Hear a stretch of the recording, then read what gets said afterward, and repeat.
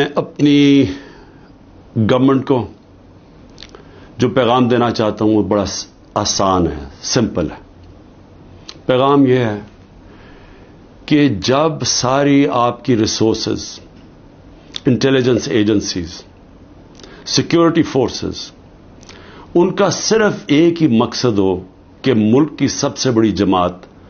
اس کو کسی نہ کسی طرح ختم کیا جائے، ہر قسم کے ان کے اوپر کیسز کیے جائیں، ان کو جیلوں میں ڈالا جائے، ان کے گھروں کے اوپر حملے کیے جائیں، ان کے لیے ان کے رشتہ داروں کا پتہ چلواؤ، ان کی بزنسز بند کرو اور کسی نہ کسی طرح ان کو ختم کرو۔ جب ایک حکومت کا ساری توجہ ادھر آ جاتی ہے تو وہ کیسے، جو نظر آ رہا ہے کہ دہشت گردی بڑھتی جا رہی ہے، وہ کیسے اس کا مقابلہ کرے گی؟ دیکھیں، ہمیں ایک اللہ نے سنہری موقع دیا تھا جب افغان گورنمنٹ گری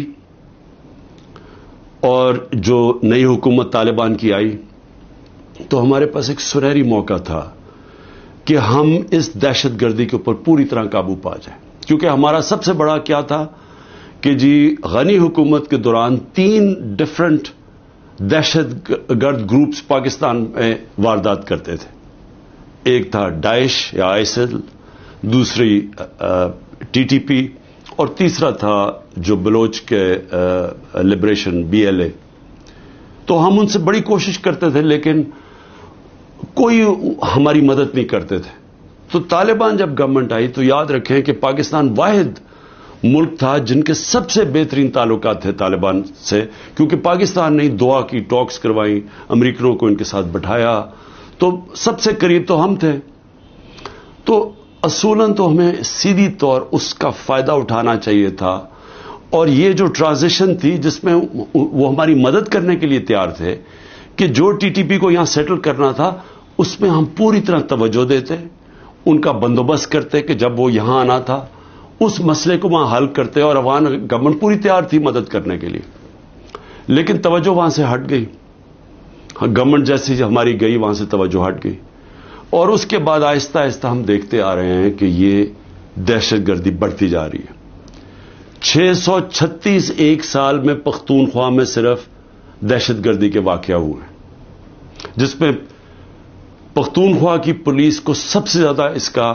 نقصان اٹھانا پڑا، اور اس کے علاوہ بلوچستان میں، اور وہ جو کنٹونمنٹ پہ جوب میں اٹیک ہوا۔ تو میری پھر سے درخواست ہے کہ یہ مسئلہ اور بڑھتا جائے گا اگر ابھی پوری طرح توجہ نہ دی اور اپنی پرائرٹیز ٹھیک کریں۔ یہ جو تحریک انصاف ہے یہ ملک دشمن نہیں ہے۔ جو ملک کی جو عوام، جس 70%، 75% عوام جس جماعت کے ساتھ کھڑی ہے، وہ ملک سے نہ غداری کر سکتی ہے نہ اس کی دشمن ہے۔ تو اس کے اوپر پوری توجہ دے کے، اور یہاں نظر انداز کرنا کہ جو ایک مسئلہ بڑھتا جا رہا ہے، تو میں سمجھتا ہوں کہ اس سے زیادہ ظلم ملک سے نہیں ہو سکتا۔ آگے معاشی طور پہ ہمارے حالات ادھر پہنچ گئے ہیں جدھر عام آدمی، تنخواہ دار طبقہ، اس کا جینا مشکل ہے۔